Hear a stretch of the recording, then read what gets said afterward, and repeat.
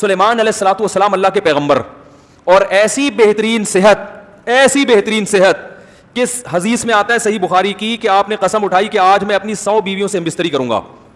تو بتاؤ اس کے لیے غیر معمولی صحت ہونی چاہیے کہ نہیں ہونی چاہیے؟ ایسی صحت اور ایسا روب ہے کہ لاٹھی ہاتھ میں اور جنات سے کام کروا رہے ہیں, تو انسانوں پہ کتنا روب ہوگا. جنات آپ کے روب سے تعمیراتی کام میں لگے ہوئے, محنت مشقت والے کام میں. ایسی صحت خاندانی اس دور میں کسی کی نہیں ہو سکتی. جوان ہیں, صحت مند ہیں, اور ایسے بیٹھے ہوئے نگرانی کر رہے ہیں, اور موت کا فرشتہ آیا اور روح قبض کر کے بولو بھائی چلا گیا. قرآن کے الفاظ ہیں کہ انبیاء کا جسم بالکل بھی خراب نہیں ہوتا موت کے بعد بھی. نبی کا جو باڈی ہے نا, جو نبی کا جو جسد اطہر ہے, وہ بالکل ایسا ہی رہتا ہے جیسے زندہ حالت میں ہوتا ہے, اس میں ذرا بھی تغیر نہیں آتا. تو وہ اسی طرح بیٹھے ہوئے ہیں لاٹھی ہاتھ میں رکھ کے نا, ٹیک لگا کے. تو اسی حال میں ان کا انتقال ہو گیا. اب جنات یہ سمجھ رہے ہیں کہ یہ جاگ رہے ہیں کیونکہ روب اتنا تھا. قرآن کہتا ہے کہ بہت عرصے تک بیٹھے رہے ہیں. نیچے سے دیمک نے جب لکڑی کو کھانا شروع کیا نا, تو وہ ڈس بیلنس ہوئی اور پھر وہ زمین پر گرے ہیں. تو پھر جنات کو پتا چلا کہ بھائی یہ تو بہت پہلے ان کا انتقال ہو گیا تھا, ہم ایویں ہی جو ہے نا اتنی محنت مشقت کے کام میں لگے ہوئے.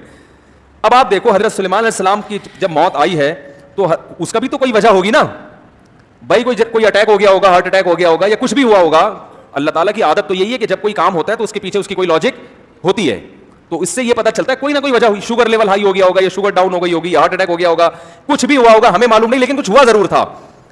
اتنی اچھی صحت کے باوجود کیا ہو گیا, کچھ ہو گیا. تو یہ اسی لیے ہوتا ہے کہ وہ اتنا بڑا اسپیشلسٹ لوگوں کو پڑھا رہا ہے, ڈاکٹروں کو پڑھا رہا ہے, اور اللہ نے اسی دوران اس کو ہارٹ اٹیک کروایا, یہ بتانے کے لیے کہ بھائی ٹھیک ہے پڑھاؤ, ہارٹ اسپیشلسٹ بنو, تاکہ یہ دل سے اٹیک معاشرے میں کیا ہو, کم ہو. لیکن اس کا یہ مطلب نہیں ہے کہ موت کا فرشتہ سو گیا ہے اور تم مرو گے نہیں. مر پھر بھی سکتے ہو, اور اسی بیماری میں مر سکتا ہوں جس بیماری کے تم اسپیشلسٹ ہو. تو اللہ یہ واقعات کیوں کرواتے ہیں؟ عبرت کے لیے, تاکہ لوگ بے خوف نہ ہوں اور دنیا کے بے وفا ہونے کا لوگوں کو یقین آ جائے کہ یہ دنیا بے وفا ہے. دنیا مختلف شکلوں میں آتی ہے. اچھی صحت یہ بھی دنیا ہے, اچھی دولت یہ بھی دنیا ہے. ہم جب کہتے ہیں نا اسے اللہ نے بڑی دنیا دی ہے, تو اس کا کیا مطلب ہوتا ہے؟ دولت بھی دے دی, عزت بھی دے دی, صحت بھی دے دی, خاندان بھی دے دیا. تو یہ ساری چیزیں دنیا کہلاتی ہیں. لیکن اللہ نے بتا دیا یہ سب بے اعتباری چیزیں ہیں, کوئی بھی چیز تم سے کسی بھی ٹائم چھینی جا سکتی ہے. سمجھ میں آ رہی ہے بات؟ تو یہ اللہ اس لیے کرتے ہیں. تو اب اللہ نے قرآن میں فرمایا اَأَمِنْتُم مَّن فِي السَّمَاءِ, بھلا جو ذات آسمانوں میں ہے, کیا تم بے خوف ہو گئے, تمہیں ڈر نہیں لگتا اَن يَخْسِفَ بِكُمُ الْأَرْضَ, کہ وہ تمہیں زمین میں دھسا دے. اب زمین میں چاہے تو بطور عذاب کے دھسا دے, اور اگر بطور عذاب کے نہیں تو ویسے بھی ہر وقت اس کا امکان تو ہے نا کہ زلزلہ آئے اور زمین میں دھس جائیں. اس کا امکان تو ہے نا. آپ دیکھیں یوٹیوب پہ سرچ کریں, زلزلے کی ویڈیوز دیکھیں, لوگ سڑک پہ ڈرائیونگ کرتے ہوئے جا رہے ہیں, سڑک پھٹی اور گاڑی سڑک کے اندر دھس گئی, اور پھر زمین دوبارہ مل جاتی ہے. تو اس کا امکان ہے, چاہے آپ نیک ہو چاہے آپ برے ہوں. تو اللہ فرماتے ہیں تمہیں ہر وقت اس بات کا خوف رہنا چاہیے کہ تم کسی بھی وقت زمین میں دھسائے جا سکتے ہو, تم پر کسی بھی وقت سیلاب کا طوفان آ سکتا ہے, تم پر کبھی بھی سمندر کا طوفان آ سکتا ہے. اور اس بات کا بھی امکان ہے امنتم من فی السماء ان یرسل علیکم حاصبا, اس بات کا بھی امکان ہے کہ تم پر آسمان سے پتھروں کی بارش ہو جائے, چاہے وہ کسی لاجک کے ساتھ ہو یا بغیر لاجک کے ہو. لاجک کے بغیر ایسے ہی ہو سکتی ہے اللہ پتھر برسا دے, اور لاجک کے ساتھ یہ ہو سکتی ہے بھائی ممکن ہے کوئی سیارہ ٹوٹے. آپ دیکھیں یہ جو کائنات کا نظام ہے, اتنے آوارہ سیارے گھوم رہے ہیں نا اس کائنات میں. یہ جو ہماری زمین ہے یہ تو ریت کے ایک ذرے کے برابر بھی نہیں ہے اس کائنات میں. جب ہم خلا میں جاتے ہیں نا تو وہاں کے اصول ہی چینج ہو جاتے ہیں. خلا میں بہت سے پتھر ایسے ہی گھوم رہے ہیں ایویں آوارہ, اور خلا کا پتھر وہ اتنے نہیں ہوتے. خلا میں جو پتھر ہوتے ہیں کیونکہ وہاں فاصلے بہت ہیں, تو وہاں زمین سے 10-10 گنا بڑے پتھر بھی چھوٹے پتھر کہلاتے ہیں. زمین جتنے پتھر گھوم رہے ہوں گے سائنسدان کہیں گے پتھر گھوم رہا ہے, حالانکہ وہ زمین سے بڑا ہوگا. سمجھ میں آ رہی ہے بات؟ تو اتنے بڑے بڑے پتھر گھوم رہے ہیں. اللہ فرماتے ہیں کسی پتھر کا رخ بھی ادھر کو چینج ہو سکتا ہے اور وہ کہیں بھی گر سکتا ہے, اور ایسا ماضی میں ہوا بھی ہے.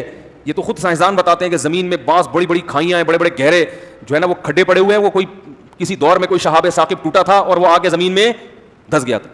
اس کا بھی امکان ہے کہ کسی کو پتہ ہی نہ چلے, اور کوئی ایسے ستارہ ٹوٹے, کوئی سیارہ ٹوٹے, اور اس کے 2-4 پتھر بھی اگر اللہ نہ کرے ادھر کو آ گئے تو وہ معمولی پتھر نہیں ہوں گے, وہ ایسے بڑے بڑے ہوں گے کہ وہ تو تباہی مچا دیں گے زمین میں.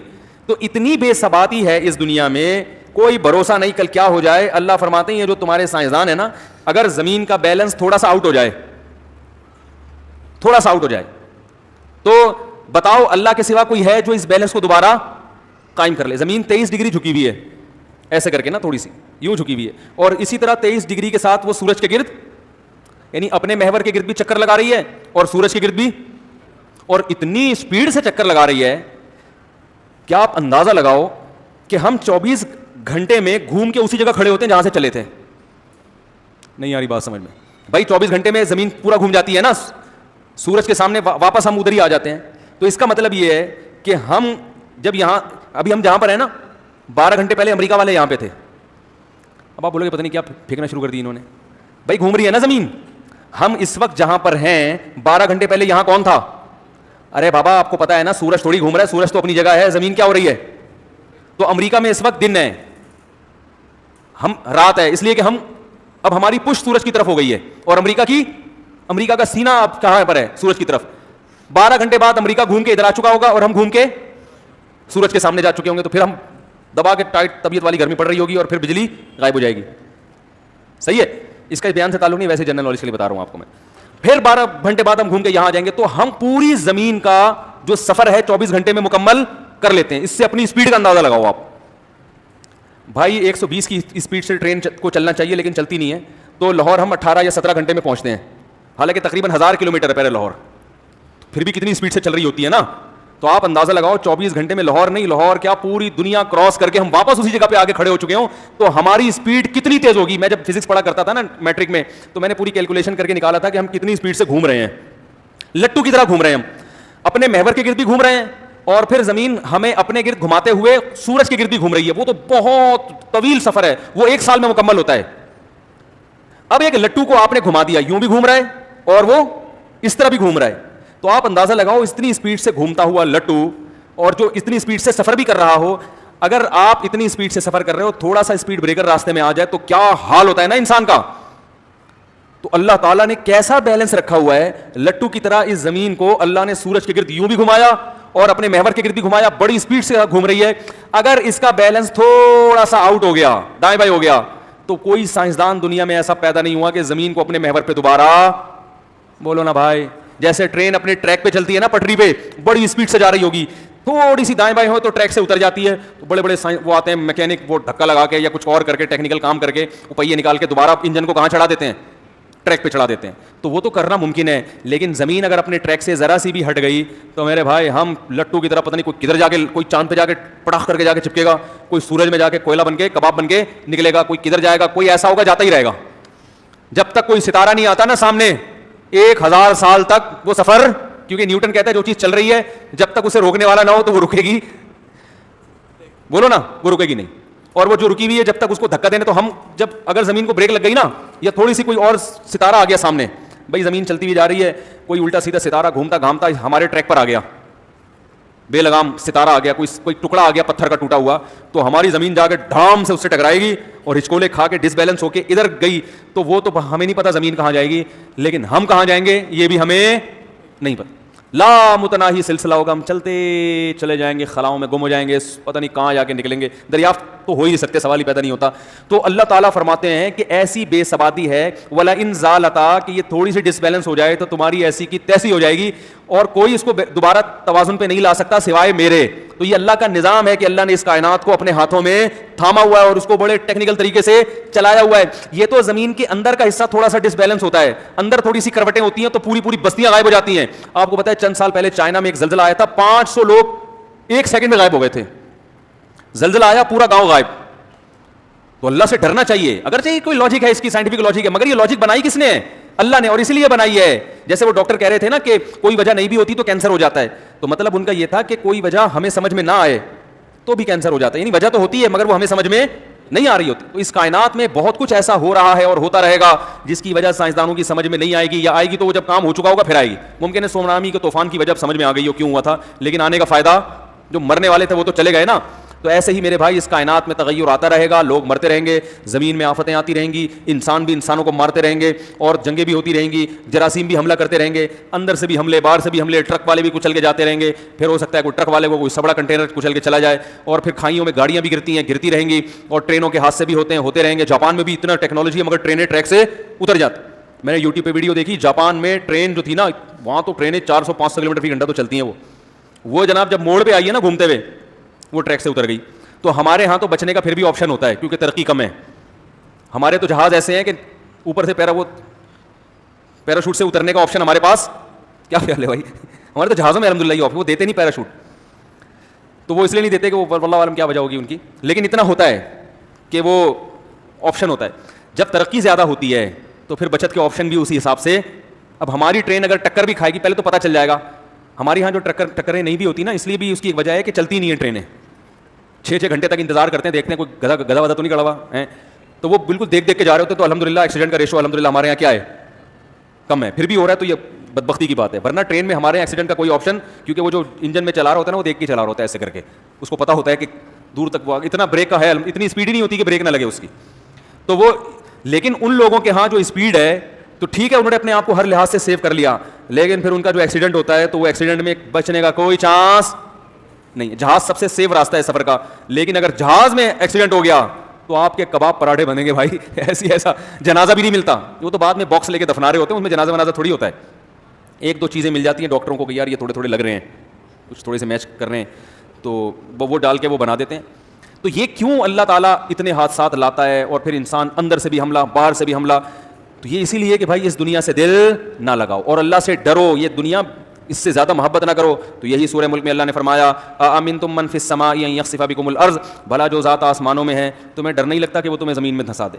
اب جو لبرل لوگ ہوں گے بولیں گے ہمیں تو ڈر نہیں لگتا, کیونکہ اس لیے ہمیں ڈر لگتا کہ ہم نے تو پورا سائنسدانوں سے تحقیقات کروا لی, بھائی اس جگہ کوئی زلزلہ آنے کا چانس تو نہیں ہے. سارے سائنسدانوں نے کہا نہیں بھائی یہ زلزلہ یہاں تو کوئی زلزلے کا چانس نہیں ہے, تو اس لیے ہمیں ڈر نہیں لگتا. لیکن جن کی عبرت کی آنکھیں کھلی ہوں گی انہیں ڈر لگے گا. 2 وجہ سے, ایک وجہ تو یہ کہ بھئی بسا اوقات اللہ نے پچھلی بستیوں کو ہلاک کیا جن کی ہلاکت کا دور دور تک کوئی امکان نہیں تھا, لیکن جب اللہ کچھ کرنے پر آتا ہے تو ابراہیم علیہ السلام کو آگ میں بچا کے دکھا دیتا ہے, اور بنی اسرائیل کو سمندر سے نکال کے بھی دکھا سکتا ہے, اور فرعون کو اسی سمندر میں غرق کر سکتا ہے. اللہ اسباب کا محتاج نہیں ہے. اور دوسری وجہ یہ ہے کہ ان چیزوں میں سائنسدانوں پر مکمل اعتماد ویسے بھی نہیں کیا جا سکتا. ایسی جگہ بھی زلزلہ آ جاتا ہے بعض دفعہ جہاں زلزلہ آنے کا کوئی چانس نہیں ہوتا, اور چلو زلزلہ نہیں آئے گا تو دوسری آفتیں تو آ سکتی ہیں نا. بعض علاقوں میں زلزلے کا چانس ہوتا ہے, باقی تباہیوں کا چانس نہیں ہوتا. لیکن اب دیکھو کراچی میں زلزلے کا چانس اتنا نہیں ہے. کراچی کی جو زمین ہے اس کے بارے میں کہا جاتا ہے کہ زلزلے کا چانس یہاں پر بہت کم ہے بھی تو چھوٹے موٹے زلزلے آتے ہیں, لیکن سمندری طوفان کا یہاں بہت چانس ہے. بالا کوٹ میں سمندری طوفان کا کوئی چانس نہیں ہے, مگر زلزلے کے چانسز. تو اللہ نے ایک جگہ کو ایک لحاظ سے حادثات سے بچا کے بنایا, تو اس میں کوئی دوسرا امکان بولو نا بھائی زیادہ کر دیا, دوسرا امکان زیادہ کر دیا. ایک جگہ بالکل ہر لحاظ سے ٹھیک ہوتی ہے مگر اس میں فسادات زیادہ ہو رہے ہوتے ہیں, وہاں قتل و غارت کا چانس زیادہ ہوتا ہے. تو کہیں نہ کہیں بے خوفی پوری دنیا میں کہیں بھی نہیں ہے کہ آپ سمجھو یار یہ جگہ ایسی ہے جہاں کچھ نہیں ہوگا, بھائی وہاں کوئی ایسی خطرناک وبا پھیلی ہوئی ہوگی, ایسی بیماری پھیلی ہوئی ہوگی, اس بیماری سے لوگ مر رہے ہوں گے. تو بہتر یہی ہے کہ آپ تمام حادثات سے بچنے کی تدبیریں تو اختیار کریں, مگر اس پر اعتماد کر کے نہ بیٹھیں, بلکہ جو حادثات بھیجنے والا ہے اس سے دوستی لگا لیں. اس سے کیا کر لیں, اس کی میں ایک مثال دے کے بس بیان ختم کرتا ہوں. دیکھو محلے میں ایک ڈاکٹر ہے جس کے بارے میں آپ کو پتا ہے کہ وہ جب بھی آئے گا ٹیکہ لگائے گا لازمی, جب بھی آئے گا ٹیکہ, اور اس ڈاکٹر کے پاس آپ نے جانا بھی ہے لازمی. اس کی عادت ہے, بعض ڈاکٹروں کی عادت ہوتی ہے جو بھی کلینک میں آئے ٹیکہ پہلے لگاتے ہیں, بعد میں پوچھتے ہیں ہاں بتائیے کیا مسئلہ ہے آپ کے ساتھ, ٹھیک ہے نا. جیسے بعض ڈاکٹر آپ نے دیکھے ہوں گے, آپ جیسے ہی گئے نسخہ پہلے لکھ دیتے ہیں, میں نے تو دیکھا گیا وہ لے کے بیٹھے ہوئے ہوتا ہے. ابھی آپ نے بولنا شروع نہیں کیا, بھائی پہلے پورا سن تو لو مجھے بیماری کیا ہے, یا تو پتہ نہیں وہ شکل دیکھ کے اندازہ لگا لیتے ہیں یہ کیا ہے واللہ عالم, تو پھر کیڑے مکوڑے بنا دیتے ہیں اس میں. آج تک کسی ڈاکٹر نے کوئی نسخہ لکھا ہو کبھی سمجھ میں آیا؟ حکیموں کا بھی یہی ہے, پتہ نہیں کیا کیڑے مکوڑے. ایک صاحب نے کہا اصل میں پتہ ہے کیا لکھتے ہیں, یہ میڈیکل اسٹور والے کو لکھتے ہیں میں نے تو لوٹ لیا اب تو بھی لوٹ لے. ایسا نہیں ہوگا, لیکن میں ایک مثال دے رہا ہوں کہ کیڑے مکوڑے بنا کے نا اڑ اڑ کر کے لکھ دیا جا, وہ سمجھ جاتا ہے فوراً, فنگر پرنٹس ہوتے ہیں اس پہ سمجھ جاتا ہے کہ یہ کیا ہے. تو ایک ڈاکٹر کی عادت ہے, وہ بیٹھا ہوا ہے, آپ کو پتہ ہے انجیکشن لگائے گا, تو آپ, اور وہ ہے بڑا طاقتور, اس سے آپ بچ نہیں سکتے, تو بھائی وہ غلط انجیکشن بھی لگاتا ہے اور صحیح بھی لگاتا ہے. تو اس سے بچنے کا ایک ہی طریقہ ہے, آپ اس سے دوستی لگا لو, آپ اس سے محبت پیدا کر لو تاکہ اس کے دل میں آپ کی محبت ہو اور وہ آپ کو غلط انجیکشن نہ لگائے. تو قدرت کی طرف سے حادثات تو آئیں گے, بیماریاں تو آئیں گی, ان سے بچنا تو ممکن نہیں ہے. آپ اللہ سے دوستی لگا لیں تاکہ یہ حادثات اللہ کی آپ کے حق میں رحمت بن جائے, عذاب بن کے نہ آئیں. یہ نبی صلی اللہ علیہ وسلم نے ارشاد فرمایا, حضرت عائشہ نے پوچھا یا رسول اللہ یہ طاعون کیا بیماری ہے؟ آپ نے فرمایا کہ اللہ کا عذاب ہے جس قوم پہ چاہے مسلط کر دے, لیکن اسی عذاب کو اللہ بہت سو کے لیے رحمت بنا دیتے ہیں.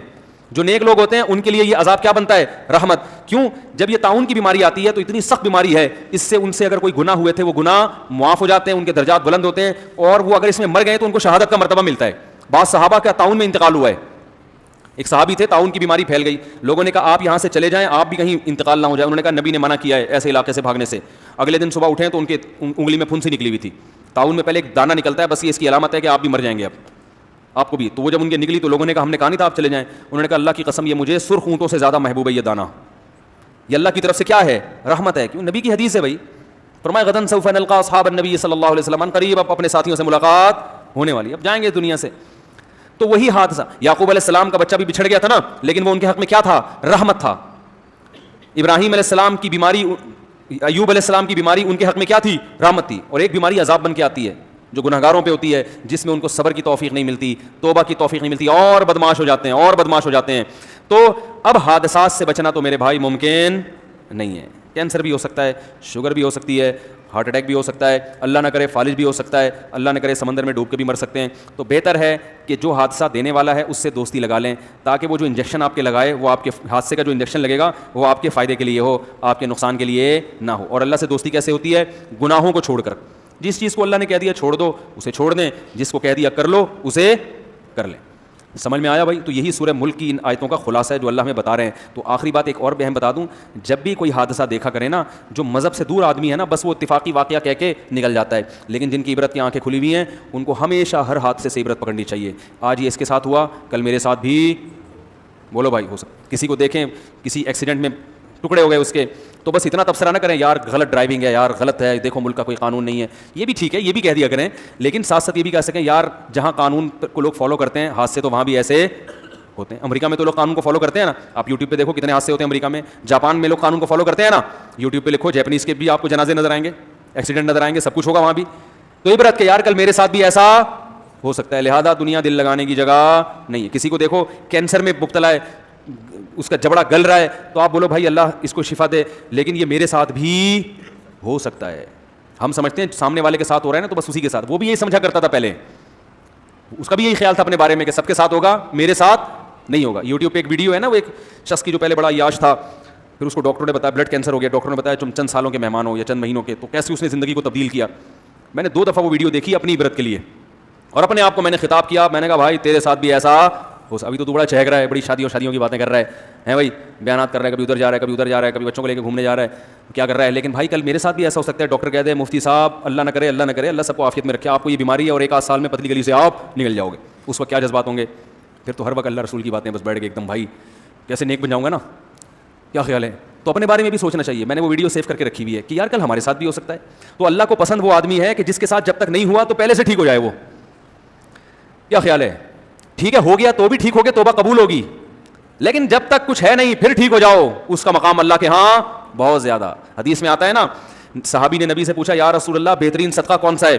آپ نے فرمایا تأمل الغنا وتخشى الفقر, تمہارے پاس پیسے ہوں, تمہیں ڈر ہو کہ خرچ کیے تو غریب ہو جاؤں گا, خرچ نہ کیے تو انویسٹمنٹ کر کے اور کما لوں گا. اس تذبذب کی حالت میں جب صدقہ کرو گے تو یہ سب سے بہترین صدقہ ہے, کیونکہ اس وقت صدقہ کرنے کا دل نہیں چاہتا. اور ينفقون في السراء والضراء, قرآن کہتے ہیں جو خوشی اور غمی دونوں میں اللہ کی راہ میں خرچ کرتے ہیں. خوشی ہے تو پھر اللہ تھوڑی یاد آتا ہے, لیکن اللہ فرماتے ہیں اس میں بھی اللہ کی راہ میں خرچ کرتے ہیں. جب کوئی ٹینشن نہیں ہے پھر خرچ کرتے ہیں, اللہ کو یاد رکھتے ہیں. تو ابھی میرے بھائی ہم میں سے کسی کوئی ایسی الحمدللہ خطرناک بیماری نہیں ہے کہ ڈاکٹر نے کہہ دیا آپ مرنے والے ہیں, لیکن یہ ہو تو سکتی ہے نا. کیا خیال ہے اس وقت کیا حالات ہوں گے؟ پھر کوئی چیز اچھی لگے گی؟ پھر تو سب بس آخرت جنت میں حوریں چاہیے. مفتی صاحب مجھ سے میرے سامنے اللہ کا واسطہ شادیوں کی باتیں, لیکن میں ایسا ڈھیٹ ہوں پھر بھی کروں گا. ٹھیک ہے نا, ایسا ڈھیٹ آدمی ہوں میں پھر بھی, کیونکہ یہ آخرت کے لیے میں کرتا ہوں, دنیا کے لیے.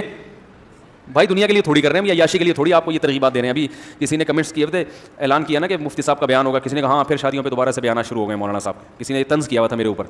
تو بھائی تیرے کو چھڑے تو نہیں کر شادی اللہ کے بندے, لیکن جن عورتوں کی شادیاں ہو رہی ہیں, جن کے گھر بس رہے ہیں, ان کے تو بسنے دو نا. ان بیچاریوں کے گھر بس رہے ہیں, ان کو بھی اللہ نے ایک ٹھکانہ دے دیا, تو اچھا ہے, ان کا تو فائدہ ہو رہا ہے نا.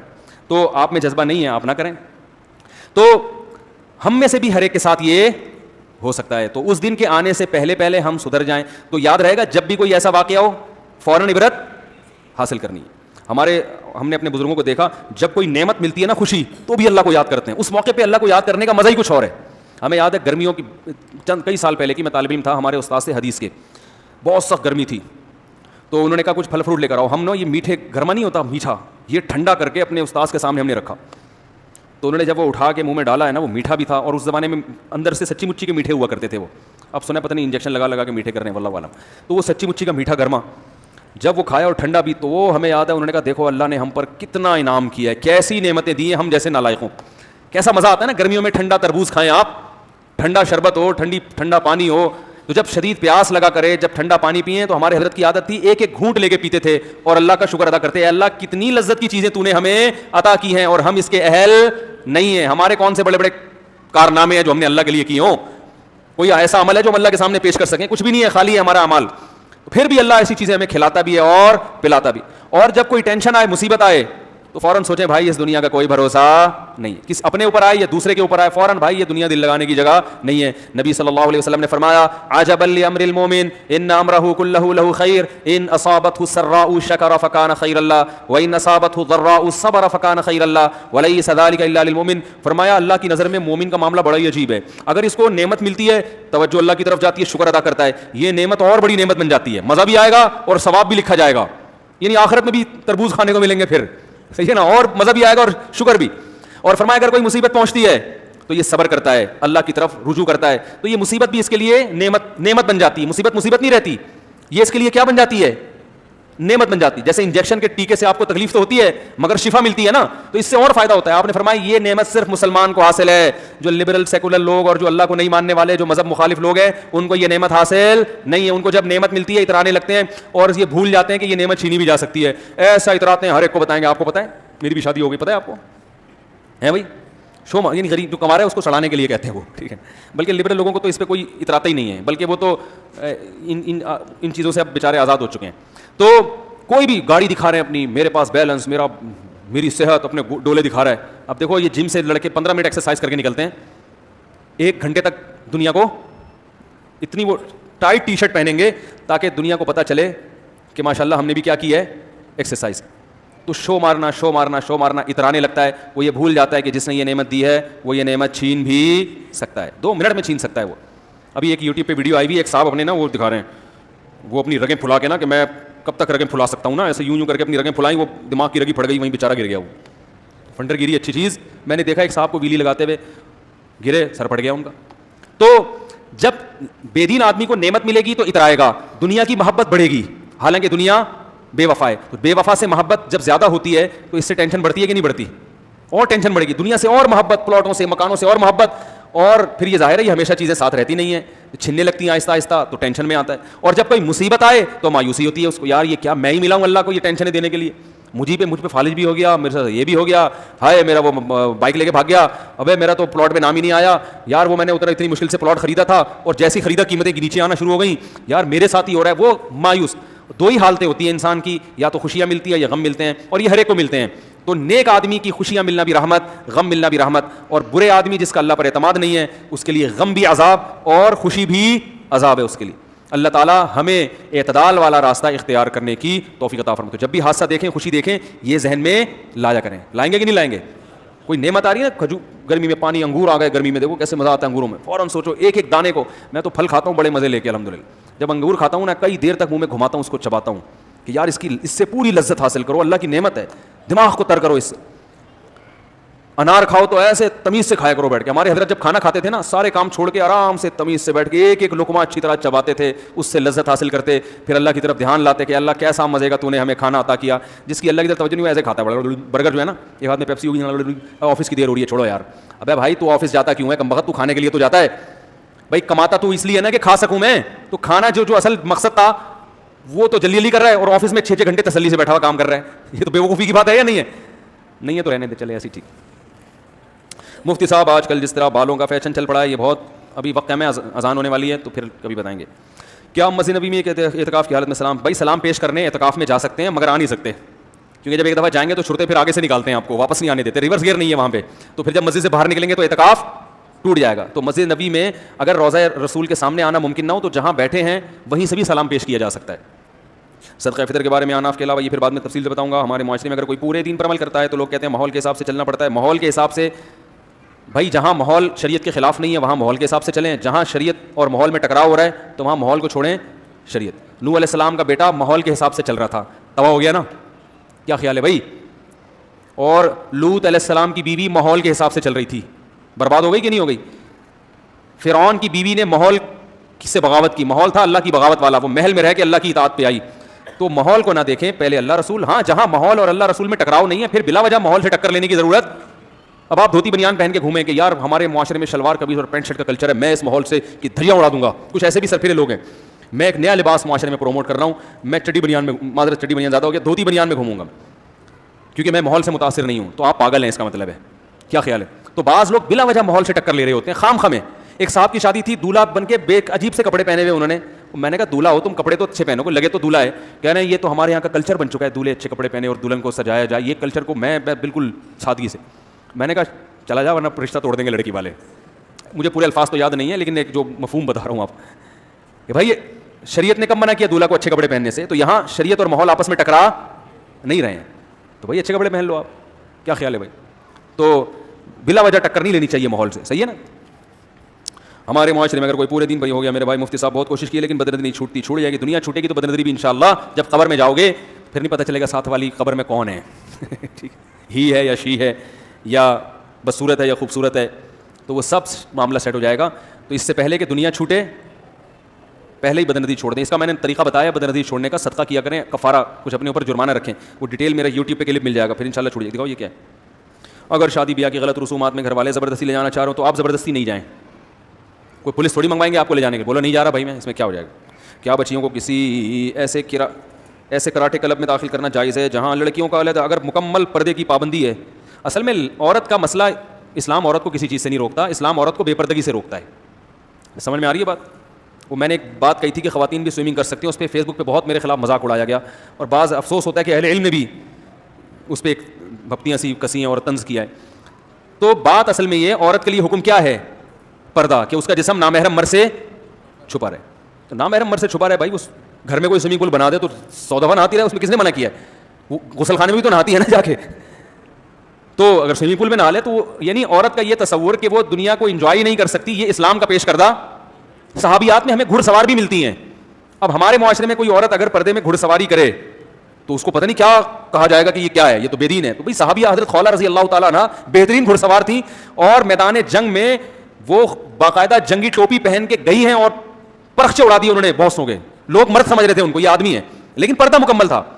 تو ہم نہیں کہہ رہے کہ اب آپ اپنی بیگموں کو لے جائیں وہاں, کیونکہ بڑا مشکل ہوتا ہے پردے کا انتظام کرنا, لیکن اگر کہیں انتظام ہے تو صحیح ہے. نبی صلی اللہ علیہ وسلم نے حضرت عائشہ کے ساتھ دوڑ لگائی ہے کہ نہیں لگائی ہے؟ تو صحیح بخاری صحیح مسلم کی حدیث ہے.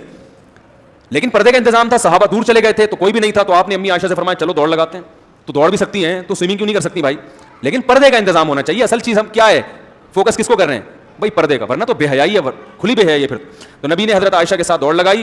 امی عائشہ فرماتی ہیں کہ میں جیت گئی, کیونکہ میں دبلی پتلی تھی اور آپ صلی اللہ علیہ وسلم کا جسم تھوڑا سا بھاری تھا. عمر زیادہ تھی نبی کی, امی عائشہ کی عمر کم تھی. ایک غزوہ سے واپس ہو رہے تھے تو آپ نے صحابہ کو حکم دیا آگے جاؤ, پھر امی عائشہ سے کہا چلو دوبارہ دوڑ لگاؤ. تو نبی صلی اللہ علیہ وسلم پھر جیت گئے, کیونکہ امی عائشہ کا جسم عمر کی وجہ سے بھاری ہو گیا تھا.